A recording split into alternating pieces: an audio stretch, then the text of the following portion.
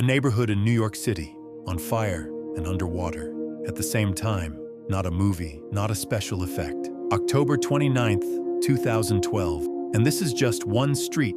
That same night, half of New York City simply went dark. The subway system that carries 4 million people every single day drowned.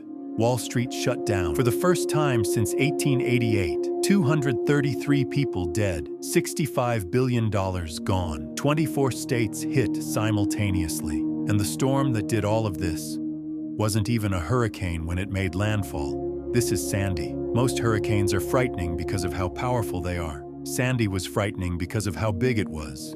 At its peak, Sandy stretched 1,100 miles across. That is not a typo. 1,100 miles. The largest Atlantic hurricane ever recorded in history. Its hurricane-force winds extended 175 miles out from the center in every direction. Most hurricanes? 30 to 40 miles. Sandy wasn't a storm. Sandy was a weather system the size of Europe, and it did something meteorologists almost never see. Instead of curving right, out into the open Atlantic, Sandy turned left, directly into the most populated coastline on Earth. Why?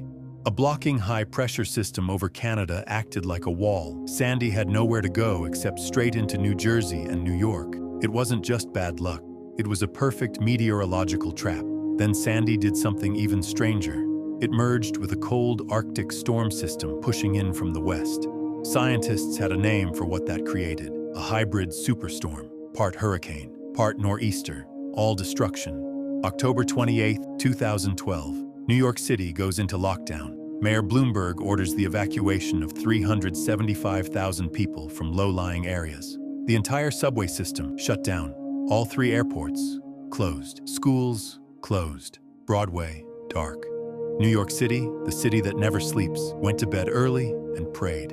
October 29th, 8 p.m. Sandy makes landfall near Atlantic City, New Jersey. But the worst damage isn't from the wind. It never was. It's from what comes next. The storm surge, a wall of ocean water pushed by Sandy's massive wind field, 13.88 feet high at Battery Park, racing toward Manhattan at highway speed. The East River overflowed its banks, not a little, not gradually.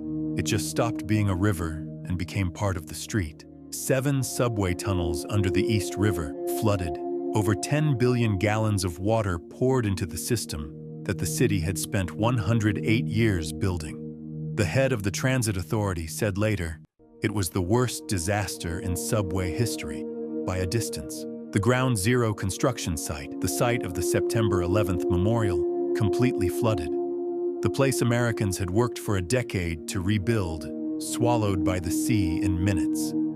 And then the power went out, south of 39th Street.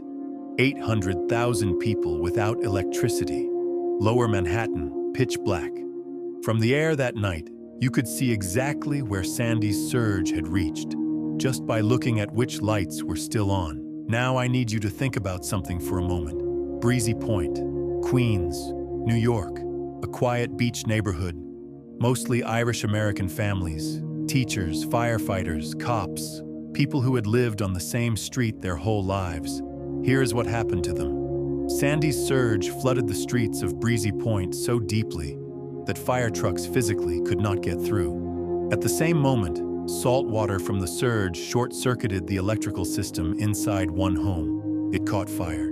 And with 80-mile-per-hour winds still howling overhead, that fire jumped, house to house to house. 190 firefighters responded. They could not get to it. They could only watch. By morning, 126 homes had burned to the ground in a neighborhood that was simultaneously flooded, fire and water, at the same time, in New York City. And somehow, not a single person died in that fire. Because the evacuation orders had worked, the neighborhood was empty. The only thing that burned was everything they owned. In the days after Sandy, the cameras went to Manhattan, to the flooded subway, to Wall Street, to the famous skyline. But the real story was somewhere else. In the Rockaways, a densely packed peninsula jutting into the Atlantic, the storm surge had swallowed everything at ground level. And in the high-rise public housing towers that lined that peninsula, Thousands of elderly people were trapped. No power, no elevator, no heat, no plumbing. Hallways pitch black. Medical teams sent in a week later described what they found as frightening.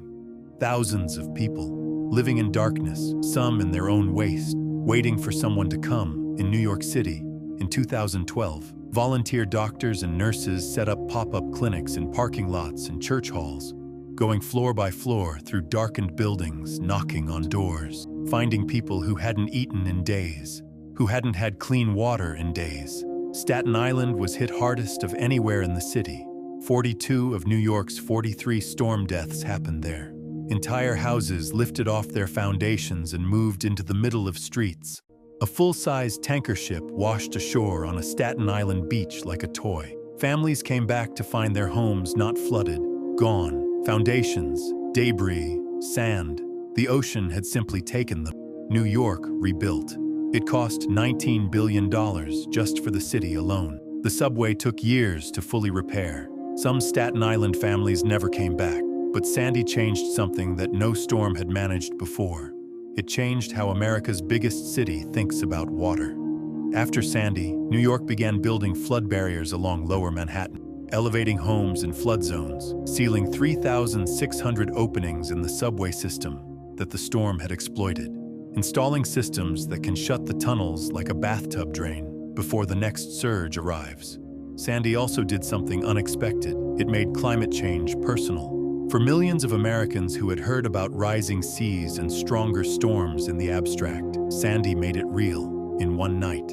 In the most famous city on Earth, $65 billion in damage, 233 lives lost, 24 states hit, 1,100 miles wide. Sandy was the largest Atlantic hurricane ever recorded. It shut down Wall Street, drowned the subway, set a neighborhood on fire while flooding it simultaneously, and left thousands of elderly New Yorkers trapped in the dark. And the scientists who study these storms, they don't call Sandy a freak event, they call it a preview.